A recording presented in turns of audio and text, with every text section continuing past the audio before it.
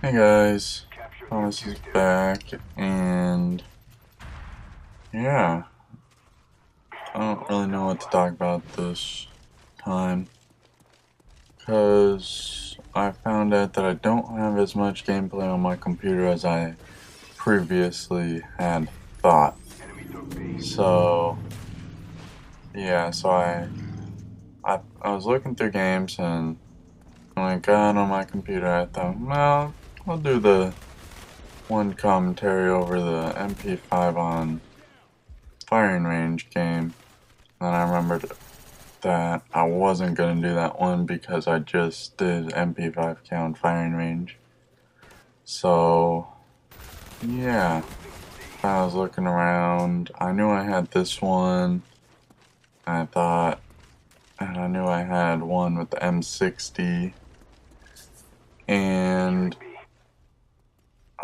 I thought I had at least one more from this session of recording.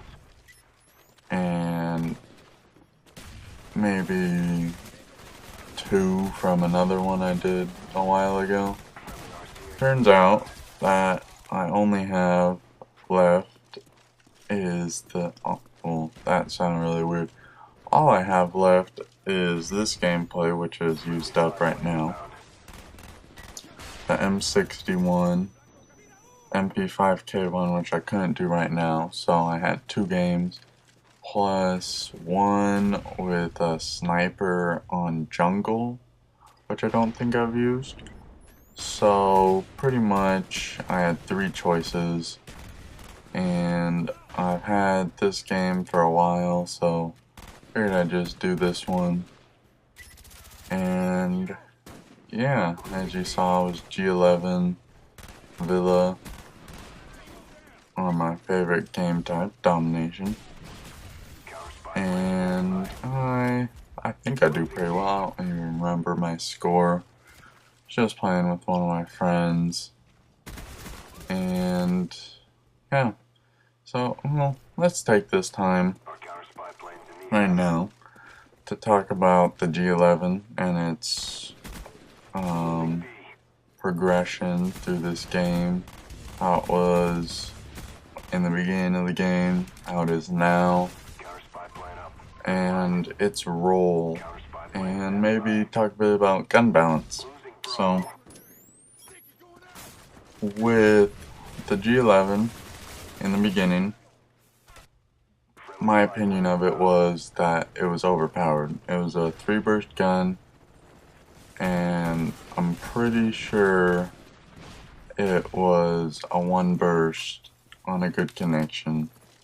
It was a 1-burst, pretty much, if you got your bullets on target, which wasn't bad because, like, the FAMAS and Modern Warfare 2 and the M16 were 1-burst, but the problem with this game was that all the guns killed a lot slower, so 1-burst kills were a little much. So it was pretty much identical to the FAMAS with pretty much the same iron sight. I'm talking about the FAMAS from Modern Warfare 2. It's pretty much the Modern Warfare 2 FAMAS with less attachments and super like big ammo type thing. And that I thought was a little much. And then from my understanding they nerfed it. They brought down the damage just slightly, so it can be a 1-burst, but it is mostly a 2 to 3 burst gun for a kill, and I think it is very well balanced now. Not to say that all of the guns in Black Ops are balanced, but I feel the G11 has been balanced perfectly to fit with the other assault rifles, at least in this game.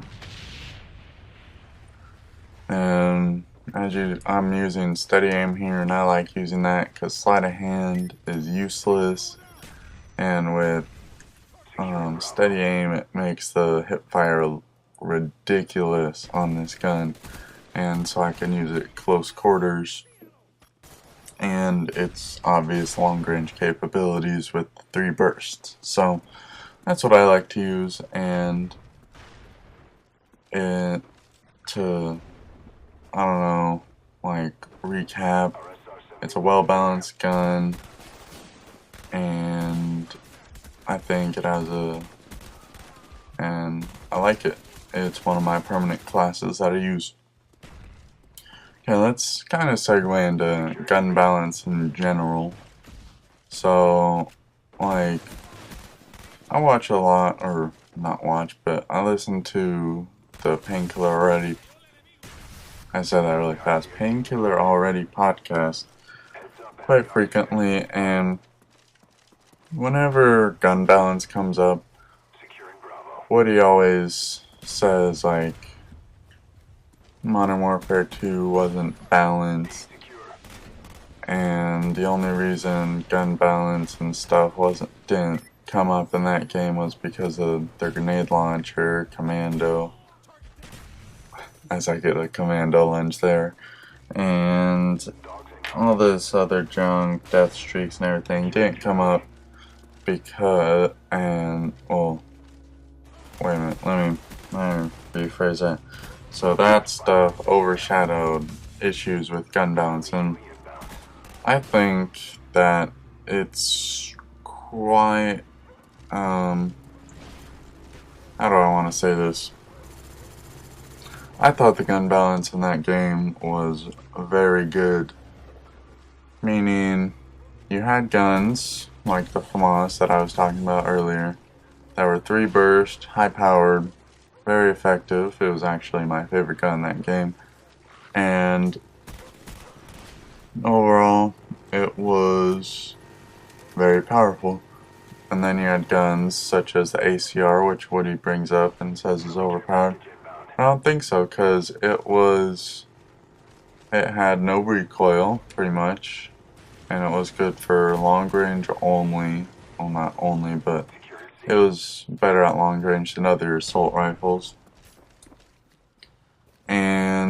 But it did slightly less damage than other guns, such as the TAR-21, which had, like, for that game, considerable recoil. And those 2 guns, well, those 3 guns, including the FAMAS, kind of balanced out evenly.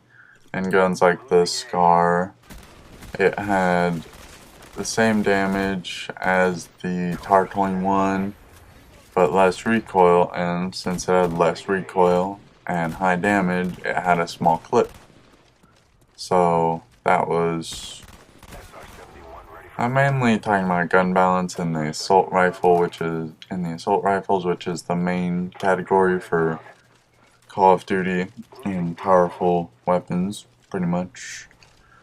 And except for, like, well, I'm talking like Modern Warfare 2, COD 4, and now Black Ops. And so yeah, I thought Modern Warfare 2 was very well balanced in that aspect. Like, you could use every assault rifle in that game other than the F2000 and get a good score in every game, pretty much, if you're on the right kill streaks. And like the FAL, you could get it 2 shots, 1 shot headshot, which is good. It was usable. What other guns were there? AK-47, that was one of my favorites as well. It was pretty much the TAR-21 with different iron sights and slightly different recoil and different skin to it, pretty much. And then what else did you have? M4, similar to the ACR, low recoil, lower damage, and so I thought all these guns were really well balanced. And Black Ops, everything is very underpowered. Submachine guns are hardly usable. There's only 2 good ones, and 2 other decent ones. So although